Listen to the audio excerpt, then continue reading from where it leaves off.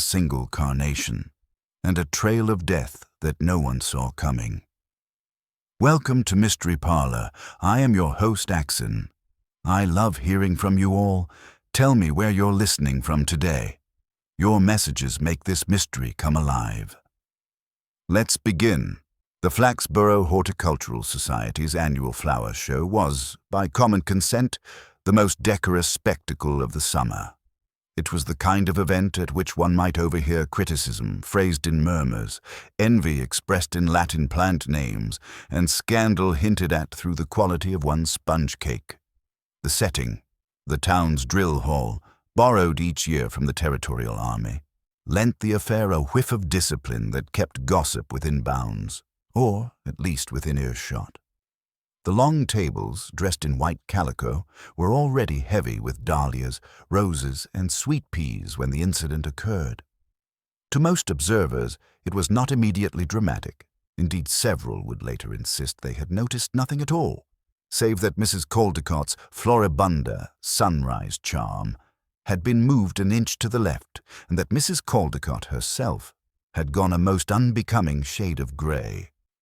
It was the Reverend Peel who first raised an alarm, though alarm might be overstating it. His exact words, as later recorded, were, "Good heavens, the man's collapsed, and right in the begonias." The man in question was Mr. Horace Wittering, a modest clerk in the borough treasurer's office and, by hobby, a rather zealous cultivator of ornamental cabbages. He had been last seen bending over his display, a row of 3 suspiciously identical specimens that had drawn murmurs of artificial aid from the more competitive exhibitors.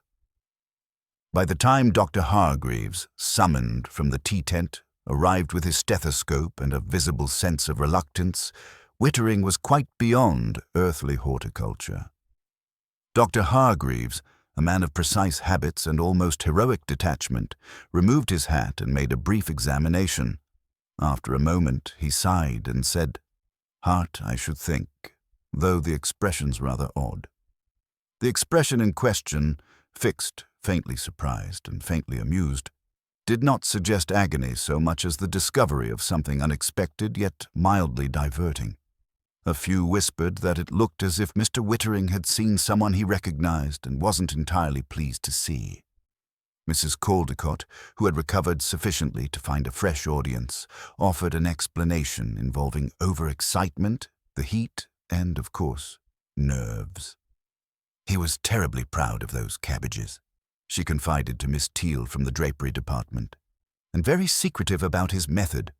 Boiled bone meal, I heard, or possibly gin." Miss Teal, who prided herself on listening more than speaking, nodded solemnly and repeated the phrase "boiled bone meal" several times, as though testing its moral implications.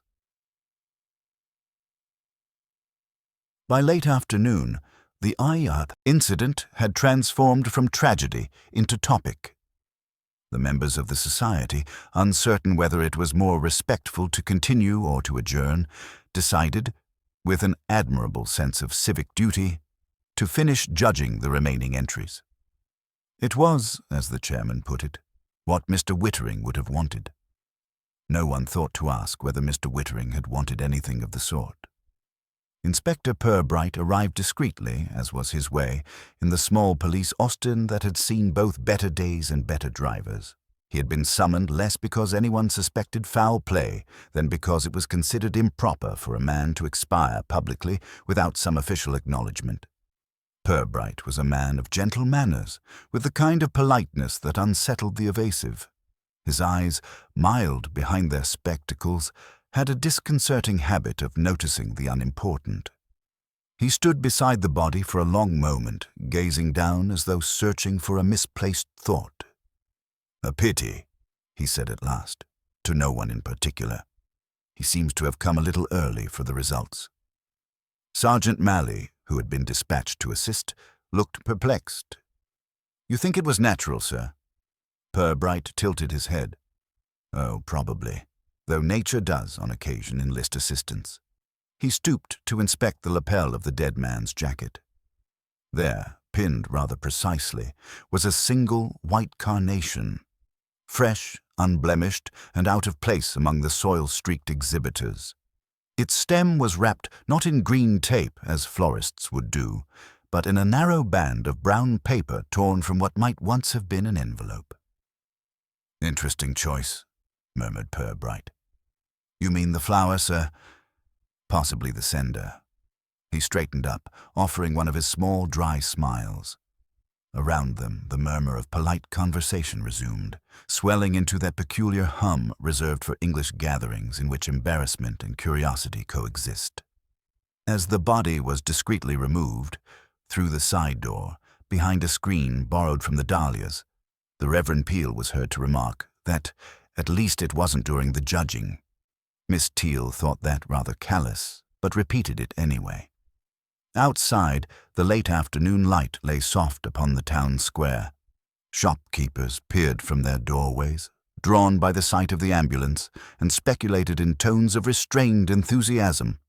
Within the hour, it was agreed that poor Mr. Wittering had died either of overwork, unrequited affection, or, in Mrs. Caldecott's confident opinion, a surfeit of ambition. Purbright, meanwhile, stood quietly by the curb, watching as the vehicle turned the corner toward the mortuary. His hand rested absently in his pocket. His eyes followed a single white petal that had come loose and fluttered to the ground.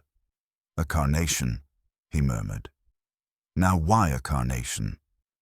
He did not expect an answer. Not yet. By the following morning, Flaxborough had comfortably absorbed the death of Mr. Horace Wittering into its conversational bloodstream. What had begun as a sudden collapse among begonias had, through the natural processes of civic interpretation, become a tale of fainting fits, forbidden affairs, and, in one version popular in the High Street, a revenge long delayed and most ingeniously executed. At Hibble's tea rooms, where most of the town's information exchanged hands under the pretext of refreshment, the matter was examined from every conceivable moral angle. Mrs. Caldecott, who had scarcely slept for the thrill of proximity to calamity, was already on her second pot of Assam and her fourth account of events. She was ably assisted by Miss Teal, whose listening face had the bland, hopeful quality of a parish notice board. "I told him not to fuss about those cabbages," Mrs. Caldecott declared, arranging her teaspoon with the authority of the righteous. "He said competition was what kept the town standards up. Well, I dare say they're as high as they'll ever be now." Miss Teal, sensing laughter was expected, produced a soft giggle. "Oh, Mrs. Caldecott, you don't think anyone." "Well, that is, helped him along?" Mrs. Caldecott leaned closer, lowering her voice but heightening her satisfaction. "I shouldn't like to say, but Dr. Hargreaves didn't look altogether certain, did he? And there was something odd about that flower. A white carnation pinned on so neat. He never wore a flower. Said it drew attention from the cabbages." From the next table, where two retired teachers were feigning indifference while drinking their coffee with the solemnity of confession, this remark drifted like incense toward speculation. Within half an hour, the carnation had become poisonous, symbolic, and possibly foreign.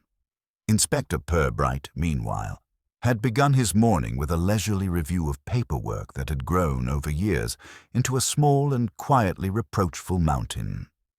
His sergeant, Malley, hovered by the door with the uncertain posture of a man who suspects his superior of thinking but cannot tell in which direction. "Report from Dr. Hargreaves, sir," Malley said at last. "Cause of death recorded as heart failure, pending post-mortem." Purbright accepted the paper, reading it as though it were a mildly diverting novel. He was 57, I believe, hardly the age for spontaneous collapse, unless one's conscience were unusually athletic. Malley frowned. "You think there's more to it, sir?" "I think," Purbright replied, placing the report neatly on the desk, "that when a man who lives quietly, quarrels rarely, and cultivates cabbages suddenly dies among them wearing a carnation he never wore before, it may be worth asking who chose the flower." He rose, adjusted his spectacles, and reached for his hat with a small air of satisfaction that always accompanied the beginning of a mystery. However, unassuming. Their first visit was to the borough treasurer's office, a building that contrived to look both civic and apologetic, like a respectable aunt caught doing something undignified. The staff, when interviewed, offered a harmonious chorus of surprise and mild affection. Mr. Wittering, it seemed, had been punctual, tidy, and uncommonly dull. Miss Rawnsley, the senior clerk and self-appointed custodian of propriety, described him as a man of the old school, though she could not specify which school that had been. He wasn't the sort, she assured Purbright, to have enemies. Or friends, come to that. Enemies are often less trouble, Purbright observed mildly. One knows where one stands with them. Miss Rawnsley gave a short laugh that might have been mistaken for a cough. Well, there was that business with the petty cash last month, she added reluctantly. A small discrepancy? Nothing serious, of course. Mr. Wittering was quite distressed. Distressed enough to faint among begonias? Purbright asked. She hesitated. Oh, I shouldn't think so. But he did take to going out at lunchtime more than usual after that. To the post office, he said. Malley, who was making notes in his large, earnest handwriting, looked up. Did anyone notice if he received letters? Not at the office, said Miss Rawnsley. But I heard he'd taken a box there, one of those private ones. Always struck me as rather secretive, but then he was a bachelor. Outside, as they crossed the market square, Purbright said, a post office box and a carnation. One suggests messages, the other an occasion. Perhaps both were sent. Malley grinned, uncertain whether that was meant to be humorous. Shall I ask at the post office, sir? In good time. For the moment, we'll pay our respects to Mrs. Barrow. Mrs. Barrow, it emerged, was Mr. Wittering's landlady, a woman of formidable shoulders and moral clarity. She received the police in her front parlour, where the furniture had been arranged to discourage relaxation. Shocking business, Inspector, she declared, smoothing her apron with the authority of one accustomed to final judgments. He was a good tenant, though quiet. Never any women, you'll be pleased to know. Immensely, said Purbright. Did he have visitors? Only that man from the council. Mr. Mound came twice, always left looking annoyed. Mr. Mound of the Sanitation Committee, she said firmly, as if this were evidence of moral decay. Something about a drainage grant. Mr. Wittering didn't care for him. Said he was a bully. Purbright nodded thoughtfully, his eyes wandering to a small vase on the mantelpiece. In it, wilting slightly but still discernible, stood a single white carnation. Ah, he said softly. I see he had a fondness for them. Mrs. Barrow followed his gaze. That? No, sir. That came yesterday, delivered by hand. No card. Purbright regarded the flower for a long moment, then smiled faintly. Flowers for the living, before one for the dead. An inversion of custom, wouldn't you say? Mrs. Barrow pursed her lips. I'd say it's not decent, if that's what you mean. As they left the house, Malley ventured, It could be coincidence, sir. Of course, said Purbright mildly. Coincidence is the backbone of most explanations, until one looks too closely. The afternoon sun had turned the square golden, the air thick with the scent of the market's fading produce. Somewhere a bell chimed, and the faintest breeze stirred a petal loose from the carnation in Mrs. Barrow's window. It drifted after Purbright as he walked, as though reluctant to let the matter rest. By late afternoon, the town's routine had regained its usual, faintly self-important rhythm. The Flower Show Committee was already arranging a memorial mention for Mr. Wittering in next year's program, though opinions differed as to whether In Grateful Remembrance was too funereal for an amateur cabbage grower. In the police station, Inspector Purbright sat with a small stack of reports and the unhurried patience of a man who understood that time, properly managed, could be as revealing as interrogation. Sergeant Malley entered carrying 2 envelopes. One from the post office, sir, other from Dr. Hargreaves. Preliminary post-mortem. Purbright accepted the papers without immediate interest, preferring to finish his tea before death was discussed in detail. When he did unfold the doctor's note, his expression altered slightly, like a man hearing an unexpected second verse of a familiar hymn. Heart failure, he read aloud, brought about by acute circulatory collapse. No evidence of external injury. However, he paused, allowing the word its full value. However, there was a trace of something in the stomach, a stimulant, not common but not unknown. He calls it benzyl nitrate, sometimes used, he looked up, in artificial flower preservatives. Mally blinked. Preservatives, sir. Yes, to keep blooms fresh for exhibitions. A few drops in water, perfectly safe. A teaspoon swallowed, rather less so. The sergeant's brows rose. So he poisoned himself? Unlikely, Purbright said gently. Suicides generally choose methods less botanical. He set the paper aside and opened the envelope from the post office. Ah, and here we have our friend's correspondence. The letter, typed on official stationery, confirmed that Box 114 had been rented by Mr. Wittering for 3 months, paid in cash. Only one letter had been received there in the past fortnight, posted locally with no return address and collected the day before his death. The clerk who had handed it over remembered it distinctly, since the envelope bore a small red smudge on the flap, like sealing wax, only softer. Purbright studied the note thoughtfully.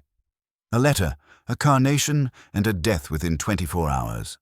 Someone in Flaxborough has a taste for arrangements. Mally nodded, though he suspected the comment was not meant for him. Shall I make inquiries at the florist's, sir? If you would. There can't be many who deal in carnations at this time of year. Ask, too, whether anyone purchased just one. A single bloom, however pure, is rarely innocent.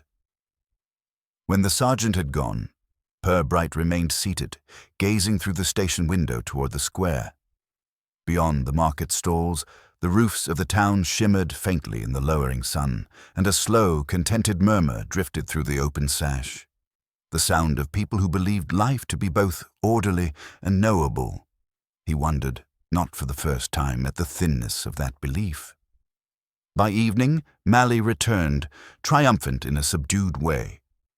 Found the florist, sir, Miss Enderby. She remembers a sale yesterday afternoon. 1 white carnation wrapped in brown paper.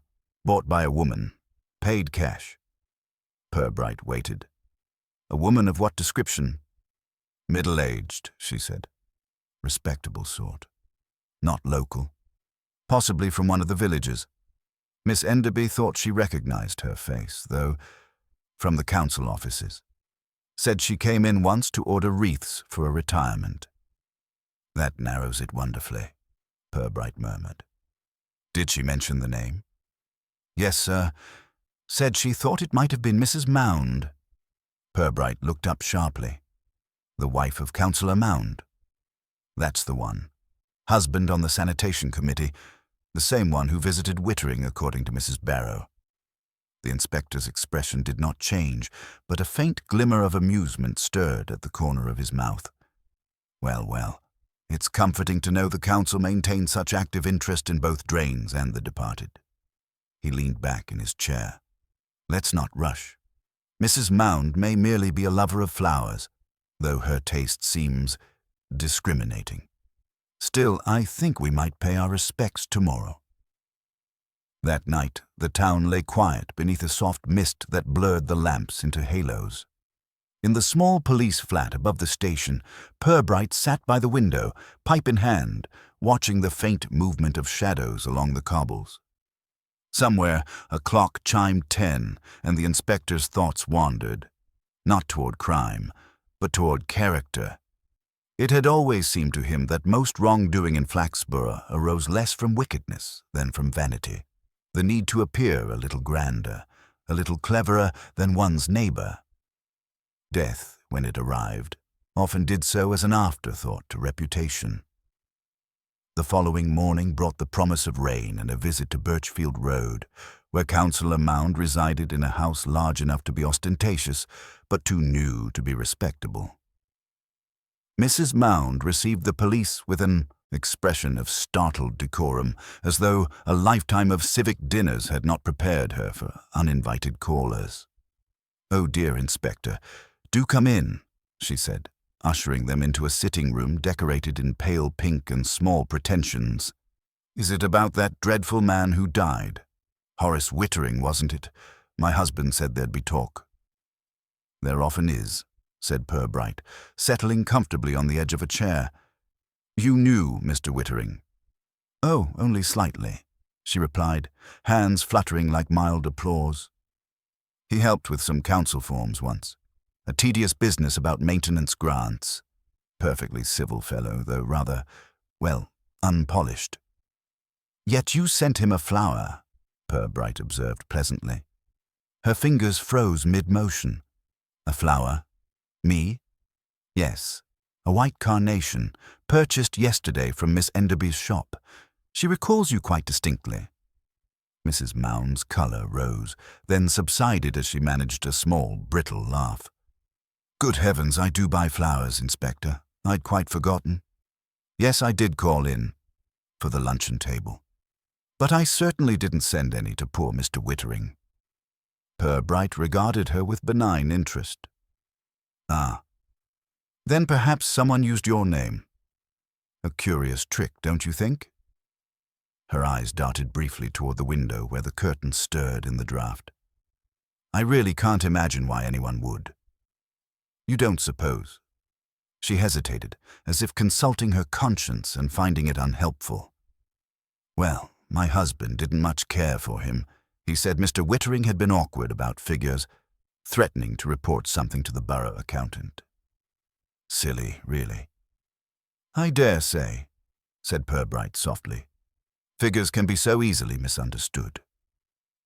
As they left the house, Mally exhaled in the damp air. "She's lying, sir." "Oh, undoubtedly," Purbright said. "But not yet about the right thing." He paused, glancing back at the lace-curtained window. "I think the carnation may not have been meant as a token of admiration, more a reminder of something owed or promised, and now, perhaps, repaid." They walked on in silence, the rain beginning to fall with small, deliberate precision, like the slow disclosure of a secret. The next morning arrived with an unconvincing brightness, the kind that pretends to banish yesterday's uncertainties but leaves them lingering in the corners. In the police station, Inspector Purbright found a fresh pot of tea waiting beside the Morning Post. He poured a cup with the care of one who believed small rituals to be the scaffolding of clear thought. Sergeant Malley entered, damp from the drizzle, carrying the latest from Dr. Hargreaves. "Full post-mortem report, sir, and a word from the chemist. Confirms traces of benzyl nitrate in the stomach, as you suspected. Only a small amount, but quite enough to cause a heart seizure in someone with a weak constitution." Purbright nodded slowly, setting down his cup. "Then we may safely conclude that Mr. Wittering's heart was persuaded into failure. The question is by whom, and for what purpose. Poison, like flattery, is rarely distributed without intention." Malley gave a small grunt of agreement, though his face still bore the look of a man puzzling over a crossword clue that refused to yield. "If it were Mrs. Mound, sir, though I can't see how, she wouldn't have done it herself. That sort don't dirty their hands." "True," said Purbright, "but they are remarkably skilled at arranging for others to do so. The whole function of society, one might argue, is to permit unpleasant acts to be performed at a distance." He rose, reaching for his coat. "We'll visit Mr. Mound this morning. The lady's nerves suggested guilt, but of which kind, I'm not yet sure. Her husband may help clarify the matter, if only by his manner of evasion." The councillor's office was in the municipal building, a monument to earnest incompetence, all echoing corridors and the faint smell of polish and compromise. Mr. Mound himself was a stout man with a complexion that suggested lifelong wrestling with civic dinners. He greeted Purbright and Malley with the guarded civility of one accustomed to inquiries and determined to give nothing away that could later be used against him. "Terrible business, Inspector," he said, shaking hands with damp conviction. "Poor fellow's heart, was it? Can't say I was surprised. He worried too much. Never did learn the value of relaxation." "You knew him well, then?" asked Purbright, lowering himself gently into the visitor's chair. Professionally, of course. He handled minor accounts for the treasurer's office. Bit of a stickler, but a decent chap. Purbright smiled faintly. A stickler can be a dangerous man in local government. Did his thoroughness ever inconvenience you? Mound laughed, though without warmth. "Oh, come now, Inspector. You make it sound as if we were fiddling the rates. Nothing of the sort. There was just a small misunderstanding over a contractor's invoice. Wittering made rather too much of it, threatened to take it to the audit committee. Naturally, I straightened it out." "Of course," said Purbright pleasantly, "and the disagreement was resolved amicably." The councillor's eyes shifted momentarily toward a sheaf of papers on his desk. "Entirely. I even told him to stop by for a drink sometime, bury the hatchet. He never did, poor chap." Malley, who had been watching quietly, said, "Would your wife have known about this disagreement, sir?" Mound blinked, his thick fingers tightening on the pen he held. "My wife? Good heavens, no. She takes no interest in council business. Why do you ask?" "No reason in particular," said Purbright, rising. "Merely tidying up the edges." As they walked down the steps into "The drizzle," Malley said. "He's lying through his teeth." Purbright looked amused. "So he is. Yet he believes it's a gentlemanly lie. What he calls discretion. People like Mr. Mound never see deceit in what they tell themselves." They paused by the railings as a bus hissed past, spraying the pavement with mud. Purbright watched the grey puddles settle, then said, "We must speak to Miss Rawnsley again, the senior clerk. She mentioned that petty cash issue. It may connect with this invoice Mound spoke of. When several people mention money and only one ends up dead, the arithmetic becomes interesting." At the borough office, Miss Rawnsley greeted them with the grim satisfaction of one who had expected this moment all along. "I told you there'd be something in it, Inspector," she said, adjusting her spectacles. "Mr. Wittering wasn't the sort to let irregularities go." "Can you recall the details?" Purbright asked. She nodded briskly. "A payment to the sanitation committee, supposedly for drainage repairs. But the invoice looked peculiar. Handwritten, no letterhead, just an initial R. Mr. Wittering said it was against regulations. He wanted to report it, but the treasurer told him to leave it alone. Next day, Councillor Mound called him into his office. After that, Horace stopped talking about it. Did he seem worried? Anxious, yes, and secretive. 2 days before he died, I saw him seal an envelope at his desk and put it in his briefcase. I thought nothing of it at the time." Purbright exchanged a look with Malley. That may have been the letter he collected from the post office, or perhaps the reply. Either way, he was corresponding with someone about that invoice. Miss Rawnsley leaned forward conspiratorially. "If you ask me, Inspector, someone wanted that paper back." Purbright inclined his head. "Quite possibly. Perhaps they ensured Mr. Wittering wouldn't trouble them further." Outside, as they returned to the car, Malley said, "So he had something. Proof, maybe. And someone poisoned him to stop him talking. But how'd they get the stuff into him?" "That," said Purbright, "is our next small puzzle." He paused before starting the engine, watching a pair of schoolboys splashing through puddles. You'll recall the tea tent at the flower show. A social equalizer, if ever there was one. A cup of tea offered by a friendly hand can conceal many a bitter intention. We'll have a word with whoever ran it. That afternoon found them in the kitchen of Mrs. Glossop, president of the Horticultural Society and self-declared guardian of its moral and culinary standards. She was a large woman with the air of a benevolent general, and her teapot stood on the stove like a piece of artillery. "Oh yes, Inspector, I made all the tea myself," she said proudly. "Except for the tray, young Mr. Wittering fetched himself. I remember because he insisted on carrying it. Said he didn't want to be a bother. Such a polite man." Purbright's eyes sharpened. "And did you see where he got it from?" "Well, now, come to think, it was one of the reserve pots. Miss Teal had just filled it." He poured a cup and went off toward the vegetable tables. "Miss Teal from the drapery?" "The same. A dear soul, though prone to chatter." When they left, Mally asked, "Could Miss Teal have slipped something in?" Purbright smiled thinly. "Anyone could have. But only someone who knew precisely which cup would be his." He glanced back toward the town, where the rain had deepened into a steady, patient fall. "Let's have a quiet word with Miss Teal tomorrow. I fancy she's seen more than she realizes, and said more than she should." The following morning dawned with a kind of sullen stillness that seemed to discourage initiative. Flaxborough was not a town that hurried, and its citizens preferred their dramas to unfold at conversational pace. The only exception was Miss Teal, who appeared, on the rare occasions when she was late for work, to move at the speed of social alarm.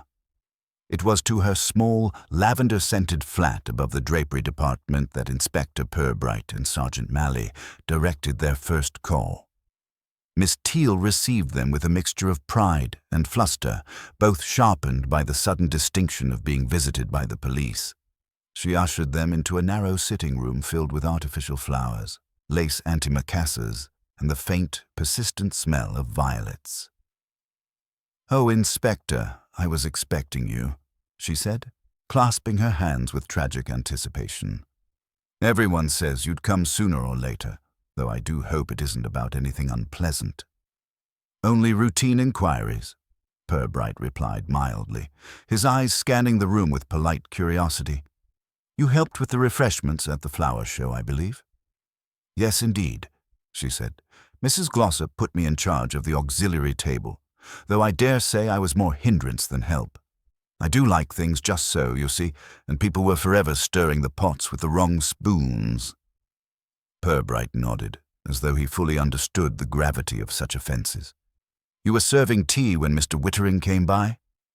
"Oh, yes, I remember him perfectly. Such a tidy man. He took his cup from the end table himself, very independent. I thought he looked a little pale, but then he always did. Like a sheet of notepaper, Mrs. Caldecott used to say." "Did he speak to anyone?" "Only Mrs. Mound, briefly. She was standing nearby, admiring the dahlias. I believe she congratulated him, though for what, I can't say." Purbright's expression remained unchanged, but Mally, who had been hovering uncertainly near the door, straightened. "Mrs. Mound again, sir?"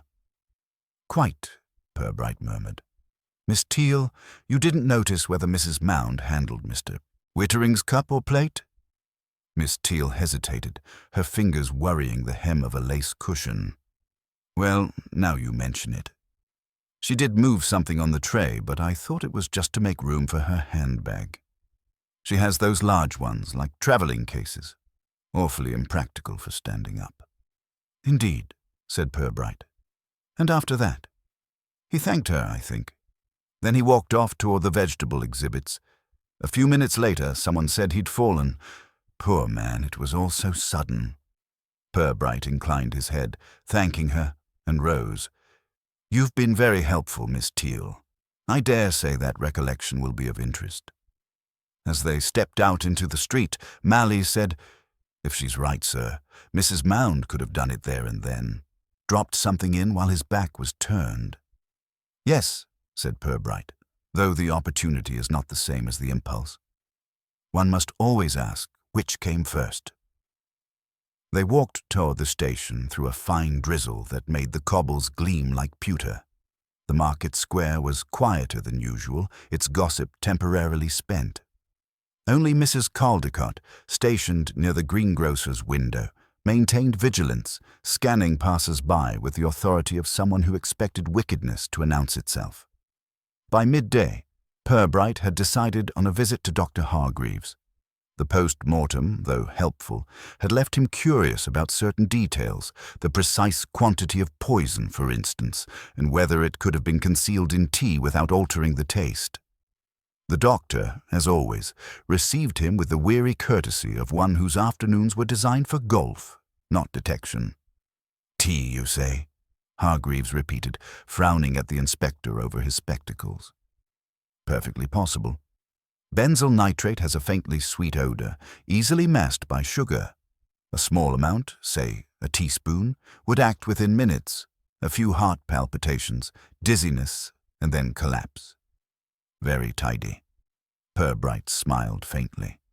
"You make it sound like a domestic arrangement." "In Flaxborough, Inspector. Death usually is." He handed over the medical file with an air of resignation. "One other thing. I found slight abrasions on the fingertips. Nothing violent, but recent. As though he'd handled paper roughly, or perhaps torn an envelope." Purbright's eyebrows lifted. "Interesting. I'll take note of that."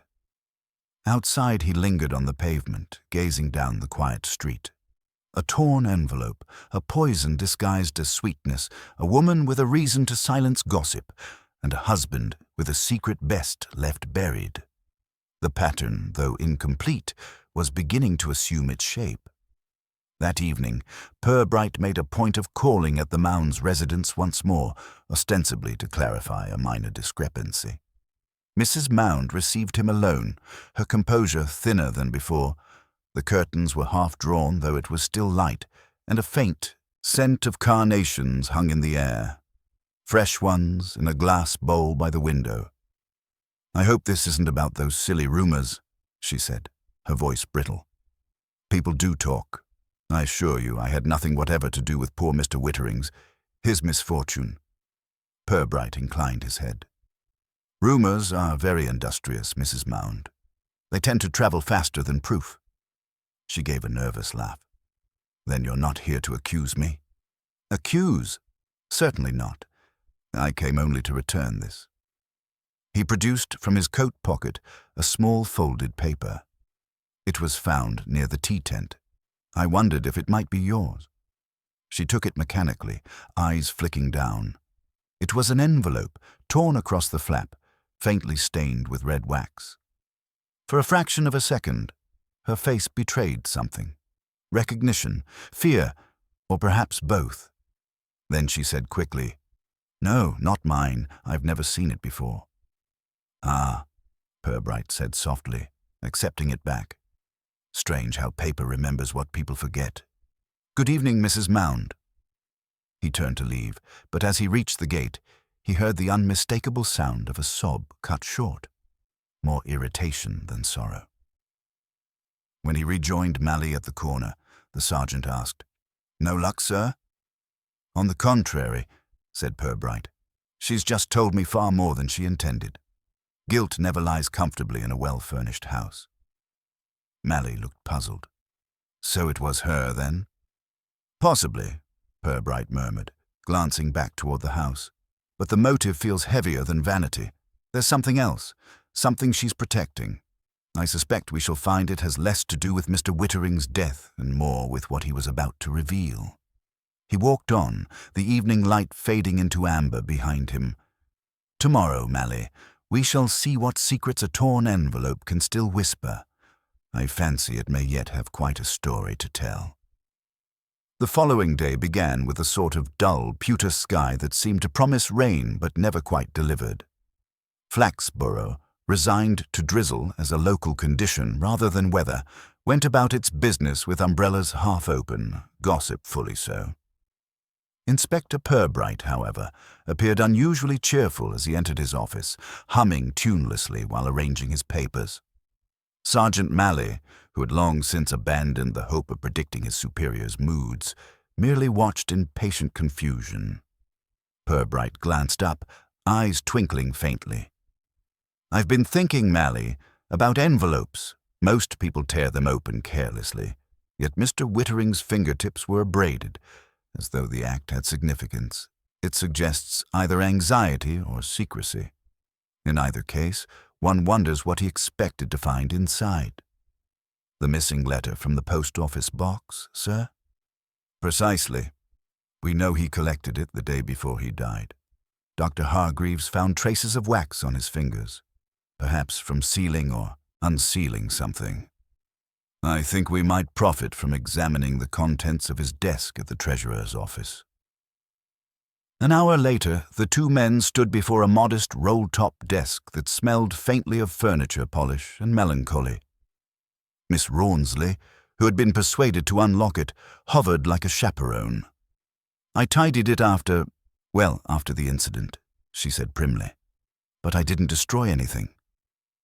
Purbright smiled. You'd be surprised how often tidying and destruction resemble each other, Miss Rawnsley. Still, let's have a look. They worked in silence for several minutes. Receipts, ledgers, the usual bureaucracy of a careful man's life, neatly stacked, meticulously written. Then, in the back of a drawer, Purbright found a small brown envelope, unaddressed but still faintly marked by the crease of being once folded. Inside lay a single sheet of paper, torn neatly in half. The surviving fragment bore only one typed line. If this becomes public, we shall both regret it. Mally let out a low whistle. Sounds like blackmail, sir. Or confession, said Purbright, studying the paper. Either way, a warning. You'll note the typeface. Old Underwood, uneven spacing on the E. The council offices use Remington, so this was typed elsewhere. Miss Rawnsley, peering over his shoulder, sniffed. That looks like Mrs. Mound's stationery, Inspector. She's very particular about her typing, insists on using that ancient machine of hers. Purbright's expression didn't change, but his eyes sharpened. Indeed. How fortunate you should remember. He folded the note carefully and slipped it into his pocket. When they left the office, Mally said, So Wittering got that from Mrs. Mound. The next day he's dead. Looks like proof enough, sir. Proof, said Purbright, is a shy creature, Mally. It dislikes being chased too eagerly. Let's invite Mrs. Mound to the station this afternoon. Nothing formal, you understand. Just a friendly chat about stationery. At 3 o'clock precisely, Mrs. Mound arrived, swathed in indignation and a faint odor of lavender talc. She was escorted to the interview room, where Purbright received her with a courtesy that only deepened her unease. Mrs. Mound, he began pleasantly, I must apologize for disturbing you again, but there are a few small matters that remain, how shall I say, untidy. I can't imagine what further assistance I could give, she said, seating herself stiffly. I've told you everything I know. Purbright nodded sympathetically. Of course, of course. I wonder, though, have you mislaid any stationery recently? Perhaps a brown envelope, matching this one. He laid the torn paper on the table. Her eyes flickered toward it, then away. I've no idea where that came from. I'm sure you haven't, said Purbright mildly. Yet Miss Rawnsley tells me the typing resembles that. Produced by your own machine. Old Underwood model, Warney. I imagine it's quite distinctive. There was a pause, brief but loaded. Then Mrs. Mound said with sudden sharpness, Even if it were mine, what of it? Everyone in the council exchanges notes. My husband dictates half a dozen a day. Ah, Purbright murmured. So it might have come from him? Her lips parted, then closed again. The silence that followed was not the silence of composure, but of someone realizing the ground beneath her was thinner than expected. I must warn you, she said finally. My husband will not tolerate insinuations. Purbright smiled gently. He strikes me as a man accustomed to tolerating very little. Her color rose. You don't know what it's like, she said, almost to herself. Horace should have left it alone. He wanted to expose everything, to make himself important. He thought no one would stop him. The room seemed to hold its breath. Mally's pencil froze halfway across his notebook. Stop him? Purbright said softly. You mean persuade him otherwise? Mrs. Mound pressed a handkerchief to her mouth. "He forced us," she whispered. "He threatened to tell the newspapers. My husband's career, everything, would have been ruined. He was cruel, Inspector. He liked having power over people who never had it." "And so," Purbright prompted gently, "you decided to take it back." She looked up, startled, then almost defiant. "I didn't mean to harm him. I only meant to frighten him. The bottle was in my handbag, left from some old prescription. I thought a drop in his tea would make him faint, nothing worse. I wanted him to stop." Her voice broke then, thin as paper. Purbright regarded her kindly but without pity. "Poison is a poor negotiator, Mrs. Mound. It always insists on the final word." She wept quietly for a few moments before collecting herself. "My husband knows nothing of it. He mustn't suffer for what I've done." Purbright rose, signaling to Mally, who hesitated, uncertain whether sympathy or duty should come first. "For now, Mrs. Mound, we'll let things rest. There are forms to complete, but no haste. Truth has its own tempo." As she was led away, Purbright stood by the window, watching the rain finally break against the glass in slow, deliberate streaks. "Odd, isn't it, Mally?" he said after a moment, "how people imagine that keeping something quiet will preserve peace, when it's silence that most often does the killing." The sergeant nodded, subdued. "So that's the end of it, sir?" Purbright's gaze drifted toward the square beyond the window, where the first lamps were flickering to life. "Perhaps," he said, "though I've learned not to mistake confession for truth. There's still the matter of the missing half of that letter. And until we find it, I'll not be entirely convinced that Mrs. Mound's hand was the only one involved." He turned back to his desk, lighting his pipe with unhurried precision. "No, Mally, we'll keep listening. In towns like this, the truth rarely shouts. It just murmurs a little louder when it thinks no one's paying attention." The afternoon following Mrs. Mound's confession was one of those grey, slow-moving hours when even the town's pigeons seemed reluctant to stir. Purbright sat at his desk, pipe unlit, staring at the torn half of the letter as if it were a clue written in invisible ink. Sergeant Mally sat opposite, carefully aligning his notepad with the edge of the table, a habit that, Purbright suspected, disguised impatience. "She's admitted to it, sir," Mally said at last. "What more could there be? She slipped poison in his tea, panicked when he died. And that's that." Purbright smiled faintly. "You have a commendable faith in confession, Mally. But it is one of life's less reliable currencies. People confess to guilt, not always to truth. I can't help wondering why she chose benzyl nitrate. One doesn't find it in the medicine cupboard beside the liniment." Mally frowned. She said it was from an old prescription. "Yes, which would be rather surprising unless her doctor once treated her for preserving flowers." Purbright leaned back, tapping the envelope thoughtfully against the desk. "And then there's the other half of this note. Someone wrote it, perhaps to Wittering, perhaps with him. Half a warning implies a second party with just as much to lose." Mally's brow furrowed.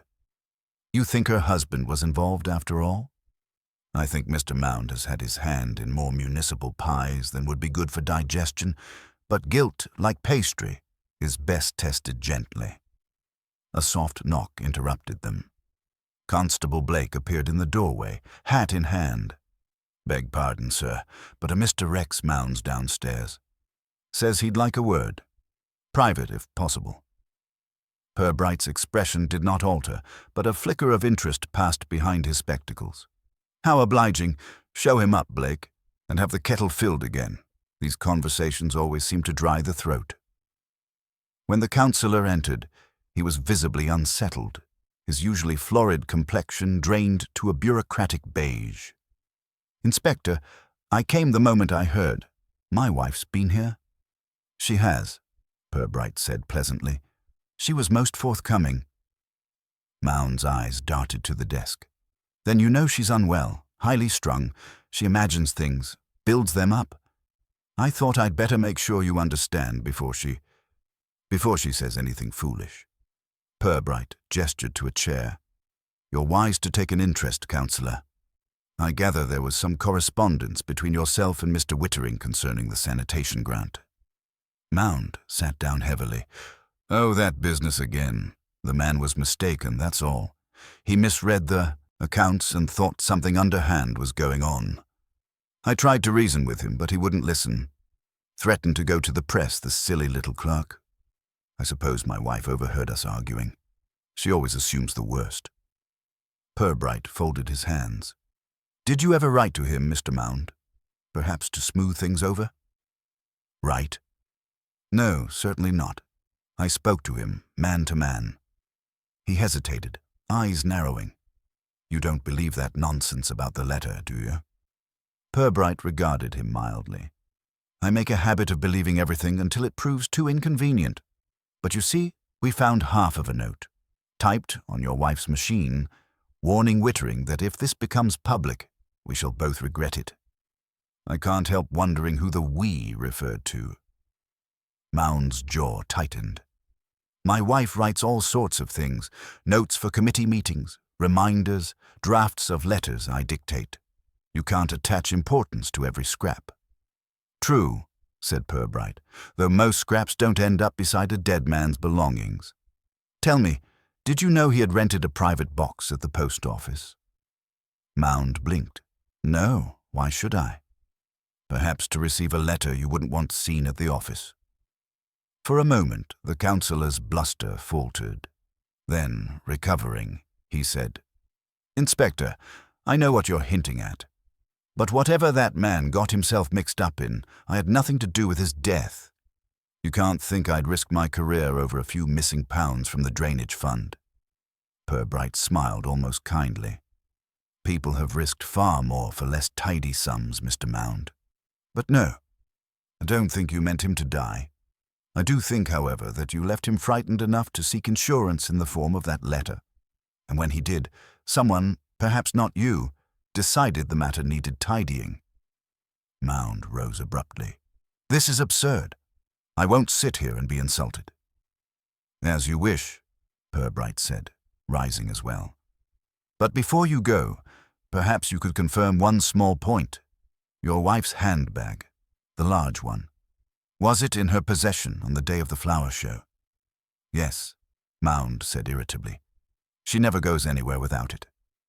Then that will be all for now. I'm sure we'll talk again. After he left, Malley shut the door softly. He's lying too, sir. Purbright nodded.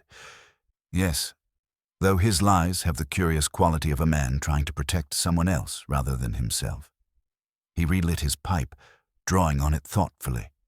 It's beginning to look as though poor Mr. Wittering stumbled upon a small civic partnership, one in which both Mounds were rather more entwined than propriety allows.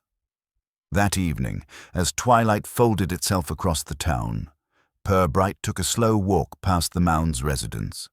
A constable on duty outside tipped his helmet. The inspector returned the gesture absently. From within the house came raised voices, one sharp and defensive, the other lower, imploring. Then silence. He turned away, walking toward the square. At the corner stood Miss Teal, apparently loitering for the omnibus, but in fact, as was her custom, positioned for observation. "Oh, Inspector," she called, breathless with importance. "You'll never believe what I've heard. Mrs. Mound's been seen packing cases, 3 of them. The milkman says she's off to stay with her sister in Norwich." Purbright gave a small, polite smile. "Norwich is a very respectable distance, Miss Teal. Perhaps she seeks a change of air." But as he walked on, his expression grew thoughtful. Flight was rarely a sign of innocence in Flaxborough. It was more often the instinctive move of those who believed the truth had already set out after them. At the corner, he paused beneath a lamp, drawing from his pocket the torn fragment once more. He studied the uneven edge, then folded it carefully away. Somewhere, he thought, the missing half was waiting. Perhaps in a drawer, perhaps in a conscience not yet fully burdened. And until it was found, the quiet town would not quite settle back into its peace, however hard it pretended. He turned toward the station, the mist rising from the cobbles, thinking how oddly durable guilt could be. Like a seed that lay dormant until the season was right, and then grew where no one had meant to plant it. The next morning found the town in a mood of suspended curiosity. News of Mrs. Mound's intended departure had circulated with the solemn excitement usually reserved for royal visits or minor floods. By 9 o'clock, her name was on every tongue in the high street, and by 10, each telling included an embellishment. She had been seen burning papers, telephoning London, or, in the version preferred by Mrs. Caldecott, weeping beside her hydrangeas in a display of conscience finally catching up. At the police station, Purbright appeared immune to the town's ferment. He was reading through a thin sheaf of typed statements, the faint smile on his lips suggesting amusement more than satisfaction. Mally entered carrying the Morning Post, among it a small envelope addressed in an untidy scrawl. "Forwarded from the post office, sir. Came in first thing. They say it's connected with that box of Mr. Wittering's. Must have been delayed." Purbright took it carefully, studying the handwriting. The envelope was plain, the ink slightly smudged, and though the postmark bore the Flaxborough stamp, there was no sender's name. With a small knife, he slit the flap and drew out a single folded page. The paper was thin, the typing faint but legible. "Horace, this cannot go on. You promised discretion, and yet I hear talk already. If you press the matter further, you'll leave me no choice but to act. I trust your good sense will prevail. Burn this." It was unsigned, but the type was the same uneven Underwood script. As before? Mally leaned over his shoulder. So she was threatening him. "Possibly," Purbright murmured, "though the phrasing is interesting. You'll leave me no choice but to act." It sounds like desperation more than malice, and it's odd she'd use the same typewriter twice if she meant to frighten him anonymously. "She didn't think he'd keep it," said Mally. "True," Purbright admitted, "but Wittering was a methodical man. When one lives alone, one's secrets must be carefully filed, if only for company. I suspect he kept this as a sort of insurance, against both Mounds." He placed the letter on the desk beside the torn fragment and looked at them side by side. The alignment was imperfect, but the tone, the weary attempt at control, was unmistakably the same hand. "This, I think, is our missing half," he said quietly, "and it suggests something more complicated than murder by panic." Mally frowned. "You think she didn't mean to kill him?" "Oh, she meant to do something," Purbright said, "but I doubt she worked alone. That particular poison isn't the sort one simply finds. Someone must have provided it, or at least known where it could be found." The sergeant hesitated. "Her husband?"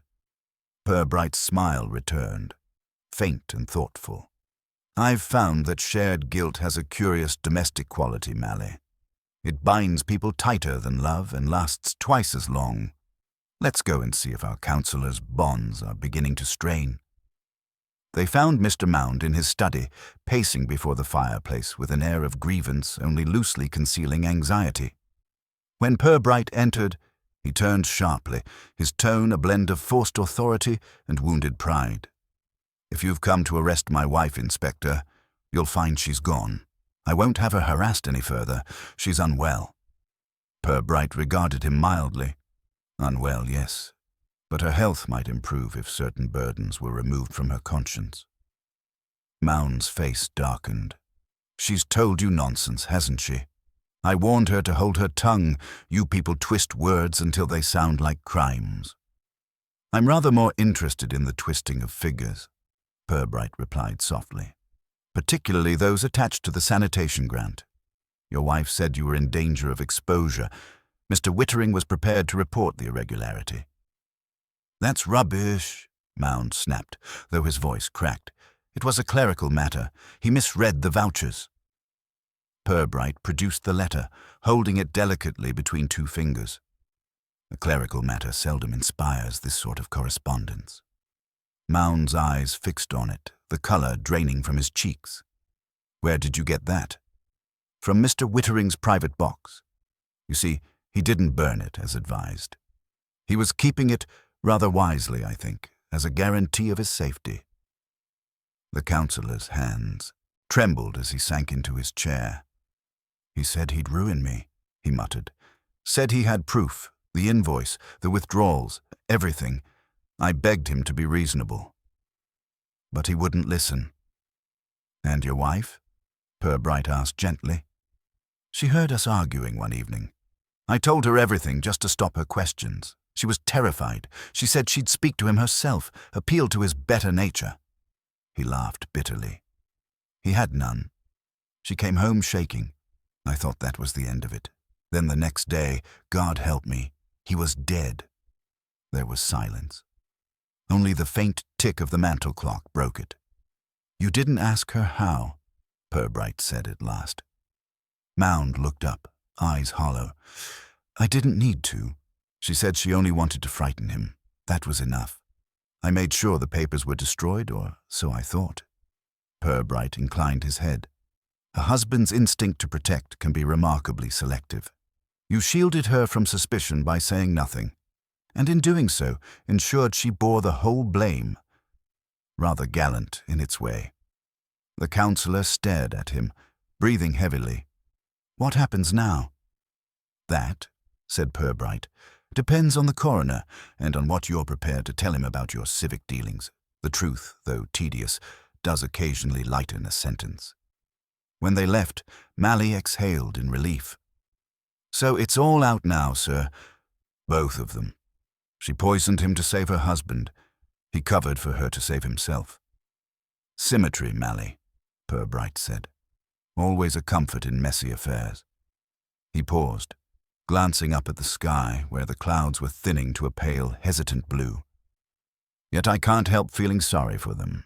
They were so determined to keep their little scandal tidy that they never noticed how untidy life can be." As they crossed the square, Mrs. Caldecott waved from the bakery door, her face alight with expectation. "Inspector, is it true? They say Mrs. Mound's been arrested for passion." "Not passion," Purbright said politely. "Misplaced loyalty." She blinked. "Oh, that's a pity. Passion would have been far more interesting." Purbright smiled faintly and moved on. The town, he reflected, would digest the affair in its usual fashion. Moralize, embroider, then forget. Within a week, the Flower Show Committee would be planning its next exhibition, and somewhere, in a drawer yet untouched, the last remnants of a torn letter might still lie, bearing witness not to malice, but to that quieter, more durable folly. The wish to keep appearances neat, even when the truth had already begun to bloom beneath the surface. The day after Councillor Mound's reluctant confession dawned unseasonably bright, as if the weather were attempting a polite contradiction of recent gloom. The streets of Flaxborough shimmered with puddles that reflected shop fronts and gossip alike. Inspector Purbright, who viewed sunshine as a temporary disguise for human nature, took his morning tea by the window of his office and watched the market square begin its daily performance of respectability. Sergeant Mally arrived bearing the newspaper, folded to display the inevitable headline, "Flower Show Tragedy. Prominent councillor's wife detained." Below it, a smaller column promised readers, "Further revelations expected." Mally set it down on the desk with mild disgust. "They've made her sound like Mata Hari, sir. Even got her age wrong." "Newspapers are never accurate, Mally," Purbright said mildly. "They are merely imaginative, and imagination is often the nearest thing most people have to truth." He took another sip of tea. "How fares Mr. Mound this morning?" "Broken up, by all accounts. Sent word through his solicitor that he won't speak further until after the inquest." Purbright nodded. "Ah, yes, the refuge of respectability. Silence behind counsel. Still, I imagine his solicitor will find it hard to draft a defense that doesn't smell faintly of fertilizer." Mally grinned despite himself. "So that's it then, sir. Case wrapped up. Confession given. Both guilty, more or less." Less, I think, Purbright replied. Confession is a form of punctuation, Malay. It gives the impression a sentence is complete when really the story has only paused. I keep returning to one detail, that letter from the post box. If Mrs. Mound wrote it, why post it locally? She could have left it for him at the office or simply spoken to him again. There was no need for subterfuge unless someone else was watching. Mally frowned. You think someone else sent it? I think someone else arranged for it to look like she did. Purbright tapped the desk lightly with his forefinger. A forged note, half a bottle of flower preservative, a public scene. It has a touch too much staging for a woman driven by panic. She was anxious, yes, but she wasn't cunning. Mally shifted uneasily. That sounds like you're letting her off, sir.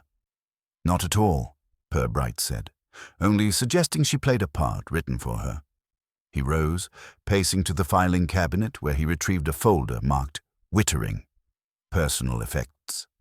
Inside was a modest collection of belongings, spectacles, pocket watch, wallet, and a small leather-bound notebook.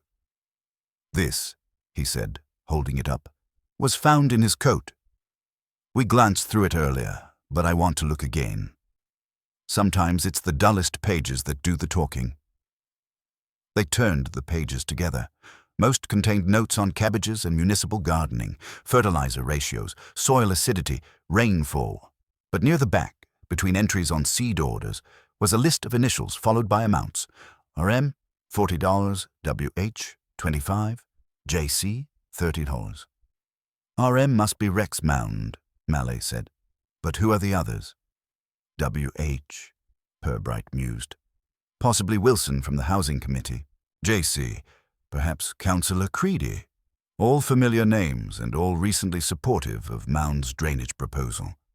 I suspect poor Mr. Wittering stumbled upon a pattern of civic generosity extending rather beyond approved channels. Mally's eyes widened. So they were all in on it. Perhaps not knowingly, Purbright said, but enough to keep quiet when a discrepancy appeared. Mound may have feared exposure, but others may have feared his silence more. He closed the book gently. We'll need to have a word with Mr. Creedy. He's always struck me as a man who mistakes affability for innocence. By mid-afternoon, the councillor was found in his shop. He dealt in office supplies, which Purbright regarded as a poetic coincidence. Creedy was a plump, pink man whose smile quivered like unset jelly.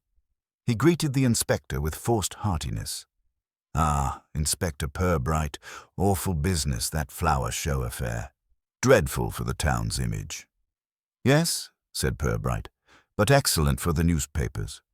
I came about something else, a minor point.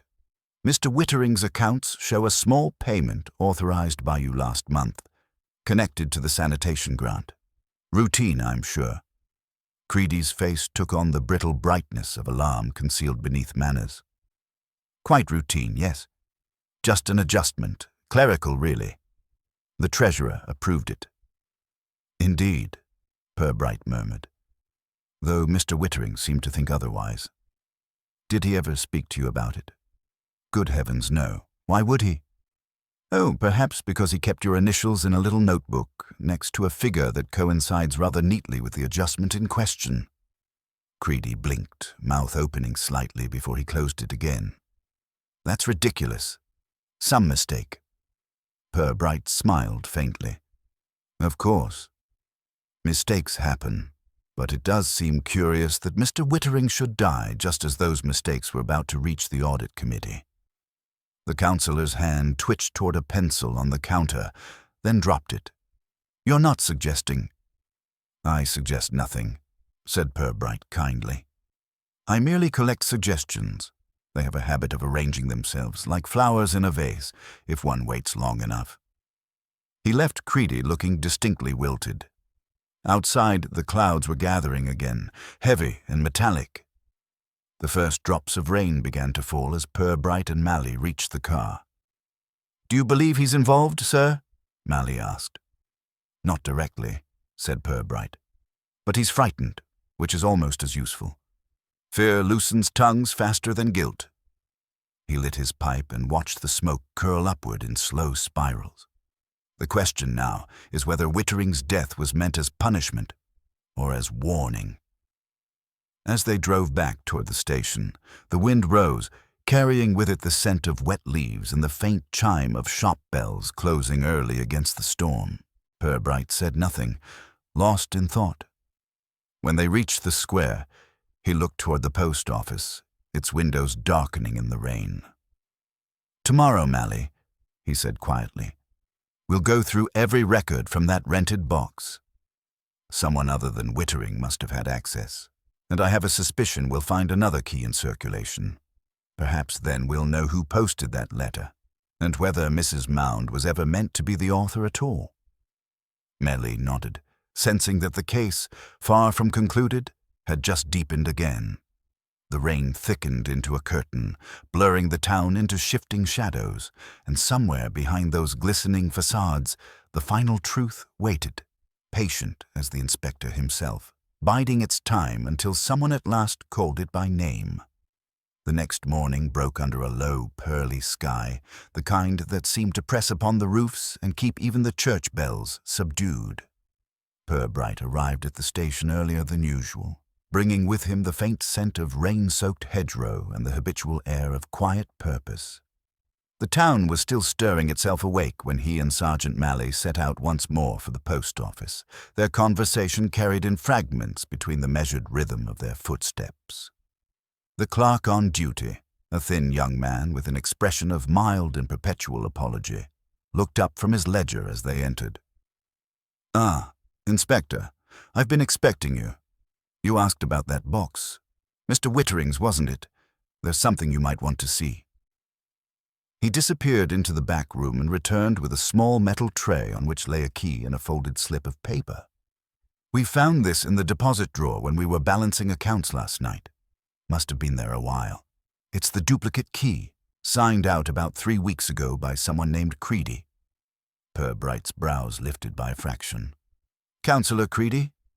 "Yes, sir. Said he was acting on Mr. Wittering's behalf. Had the paperwork and everything." The clerk hesitated. It looked quite in order at the time. "May I see that paperwork?" The young man produced a carbon copy from his file. The signature, while neat enough, bore none of the hesitant precision Purbright had noticed in Wittering's handwriting. He studied it for a long moment, then folded the paper and slipped it into his coat pocket. "Thank you," he said. "You've been most helpful. If anyone inquires about that box again, please let me know before you oblige them." Back outside, the air smelled of coal smoke and damp earth. Malley walked beside him, brow furrowed.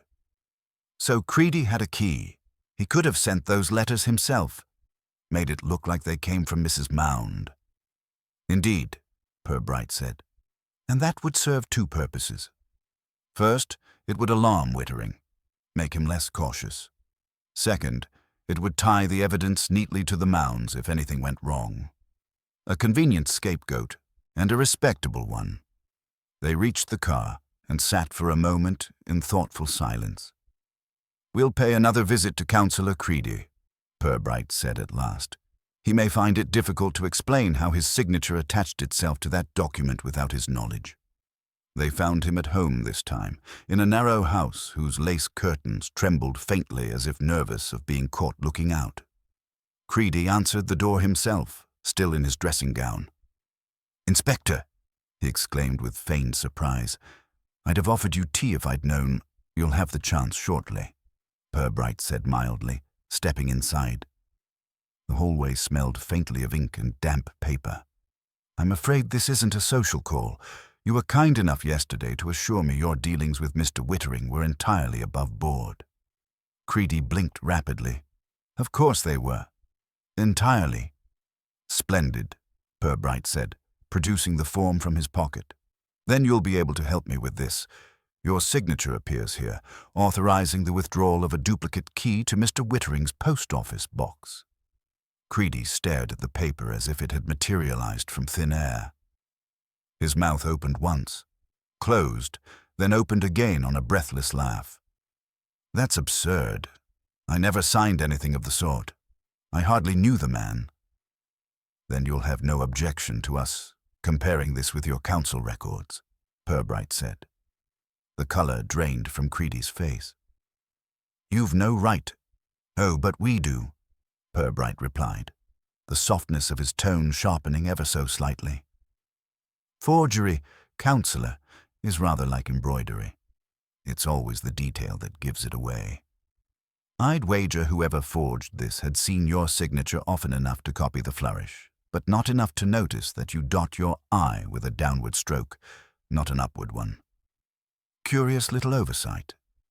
Creedy's shoulders sagged. "I didn't write it," he muttered, "but, well, perhaps I allowed someone to use my name. A formality, nothing more.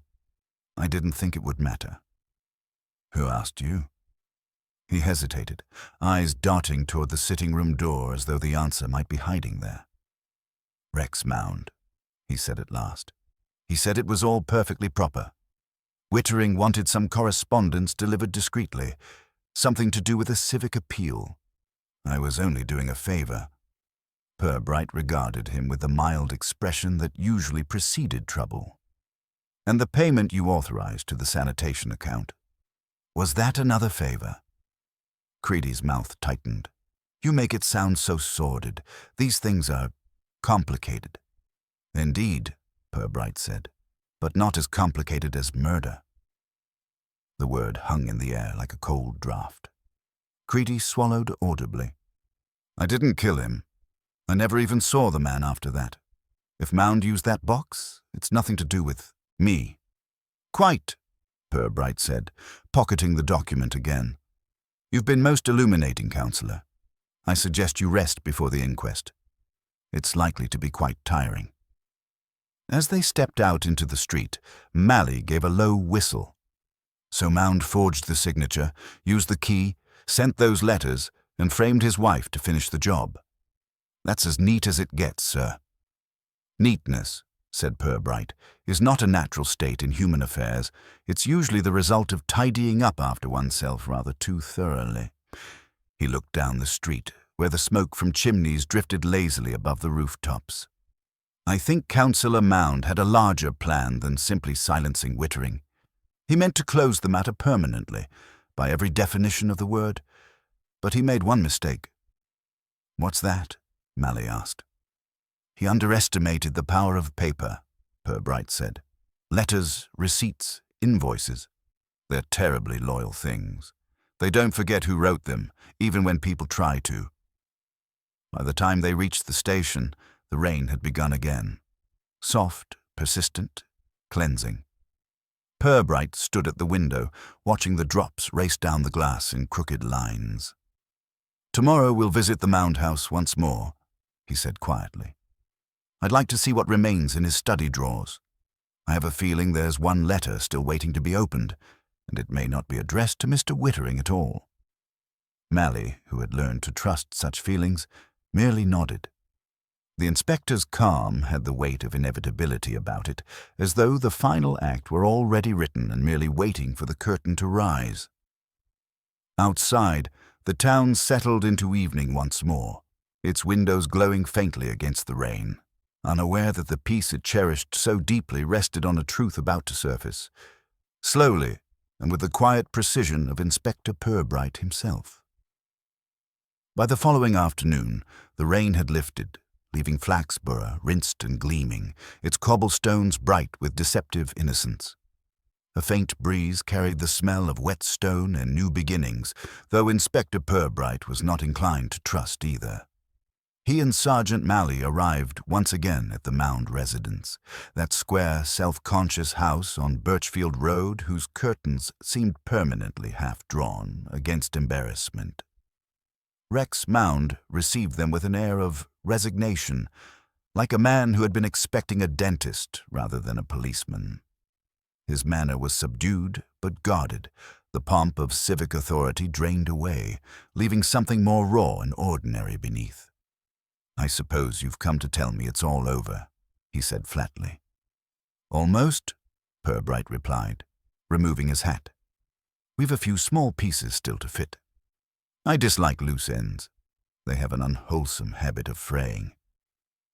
They were shown to the study, a room that bore the uneasy neatness of recent searching. The curtains were open now, letting in a soft, cloudy light that gave everything, the desk, the papers, even the man himself, a washed-out look. "I've told you everything," Mound said, attempting a weary dignity. "My wife acted rashly, I admit it, but she's no criminal. The poor woman panicked. Surely that's plain by now." "It's plain enough," said Purbright mildly.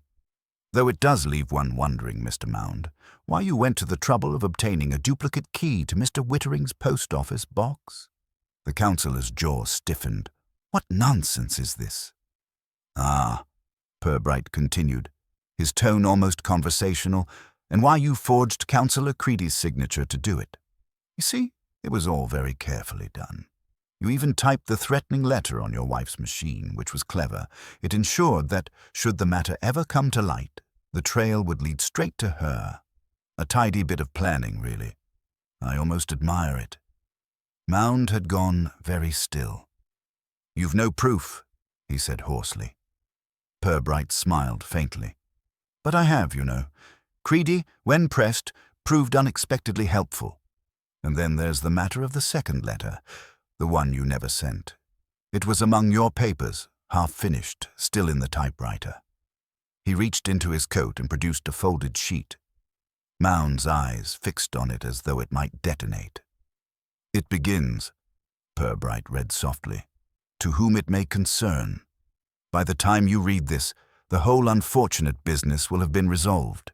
My wife has been overwrought, and I cannot allow her to suffer for what was, in truth, my own fault." He looked up. "Touching, really, though you never did finish it. I suspect you realize that dying nobly for one's wife is not quite so attractive as living quietly for oneself." Mound's face twitched. "You found that here?" "Locked in the bottom drawer. Keys, I find, are rarely as unique as their owners imagine." Purbright's voice was gentle but unyielding. "You killed Mr. Wittering, Mr. Mound. Not with your own hands, of course. You'd hardly risk that. But you ensured the means and the setting. You knew your wife would approach him at the show. You slipped the chemical into the tea flask yourself, trusting that guilt and confusion would finish what poison began." "That's absurd." Mound's voice rose, cracking under the strain. "She confessed. It's her word, not mine." "Indeed," said Purbright. "A confession you rehearsed with her, I think. She believed she was protecting you. You believed you were saving yourself. That's marriage for you. Mutual deception elevated to duty." For a long moment, Mound said nothing. Then, with a shuddering sigh, he sank into the chair behind his desk. "He would have ruined me," he muttered. "All of us. I tried to reason with him, but he wanted the glory. Said he'd expose the whole rotten system, make himself a hero. He was nothing, a petty clerk." Purbright regarded him with an almost paternal pity. "And so you made him smaller still.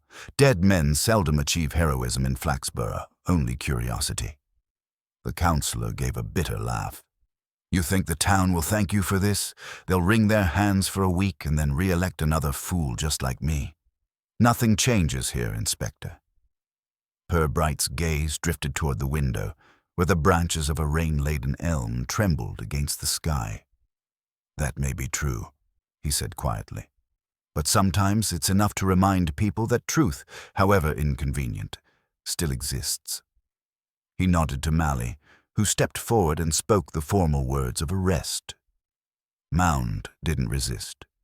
He merely stared at the half-finished letter still trembling in Purbright's hand, as though it might yet complete itself, if he only looked long enough. Later that evening, when the paperwork was done and the last echoes of the day's commotion had faded, Purbright returned to his office. The lamplight glowed softly against the polished wood of his desk. On it lay the two letters, side by side, the threat and the confession, one typed in fear, the other in guilt. Together, they formed a whole story at last, and a small, tragic one at that. He leaned back, pipe in hand, and watched the thin plume of smoke curl toward the ceiling. Outside, the town was settling once more into its evening rhythms, shopkeepers counting tills, curtains closing, gossip already softening into sentiment. He thought of Mrs. Mound, alone in her cell, her loyalty turned weapon against herself. Of Mr. Wittering, earnest and unyielding, undone by the virtue he prized most, and of Councillor Mound, a man who had mistaken cunning for cleverness, and cleverness for safety. Such effort, Purbright murmured to the empty room, for so small a piece of deceit. One wonders what they might have achieved if they'd turned it to honesty instead. He extinguished the lamp, leaving only the dim glow from the street outside. Somewhere, faintly, the town clock struck 9, each chime fading into the stillness like the echo of something long concluded. Purbright gathered the letters, placed them neatly into the case file, and reached for his pen to complete the report. When he finished, he closed the folder and set it aside. The sound of paper on wood was small but final, as though the whole affair, its lies, its vanity, its little human griefs, had been folded away with it. He drew a final breath from his pipe, exhaled slowly, and turned his thoughts, as he always did, to tomorrow's paperwork. Outside, the square glistened faintly under the lamplight, peaceful again, or pretending to be.